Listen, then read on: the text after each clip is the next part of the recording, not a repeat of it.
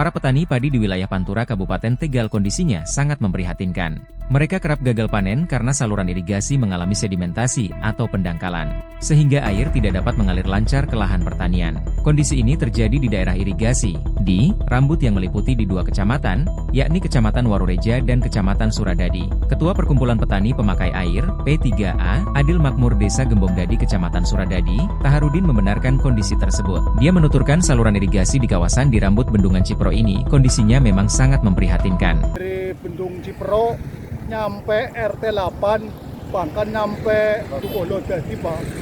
Berarti Desa Gembongdadi, Pak. Berarti mendangkal dan menutup, Pak. Panjangnya kira-kira 15 kilo, Pak. 15 kilo itu dangkal semua? Dangkal semua.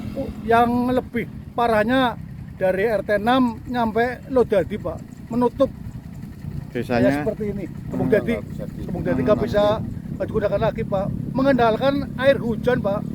Jadi aturan tanam bulan 12, Pak. Bulan 1 baru persemian, Pak. Akhirnya tanamnya antara bulan 2 akhir, Pak. Saluran primer dan sekunder mengalami sedimentasi yang sangat tinggi. Panjang saluran primer ini mencapai sekitar 15 km dengan lebar 8 meter. Namun saluran itu sudah dangkal, bahkan lebar saluran sudah menyempit. Dari sebelumnya 8 meter, sekarang menjadi 3 meter. Ada pula yang sebelumnya 4 meter sekarang hanya 1,5 meter. Dia mengungkapkan, wilayah di rambut ini mengairi lahan pertanian di Kecamatan Warureja dan Suradadi seluas 7.634 hektar. Ada beberapa petani yang mengalami gagal panen saat musim tanam, kedua tahun 2024.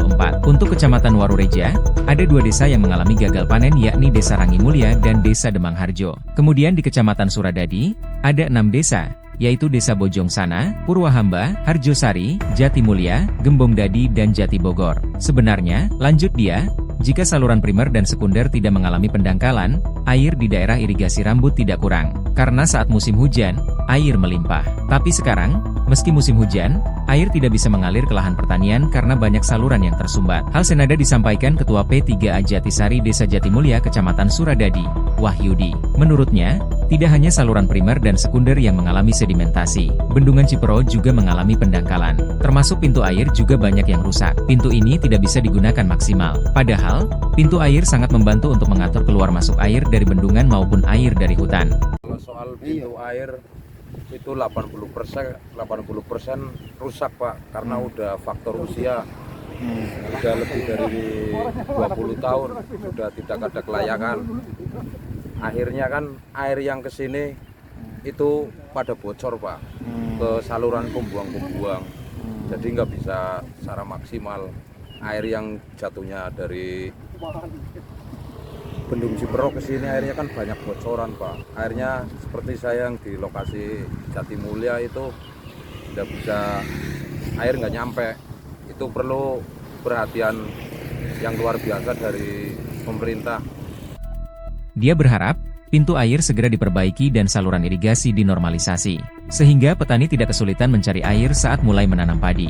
Menurutnya, imbas pengairan tidak lancar ini, MT pertama yang seharusnya di bulan Desember, tapi mundur hingga Februari. MT juga berkurang setiap tahunnya. Ketika pengairan lancar, di lahan pertanian wilayah Kecamatan Warureja bisa tanam sebanyak 3 kali. Sedangkan di Suradadi, bisa 2 kali. Yeri Noveli, Radar Tegal TV.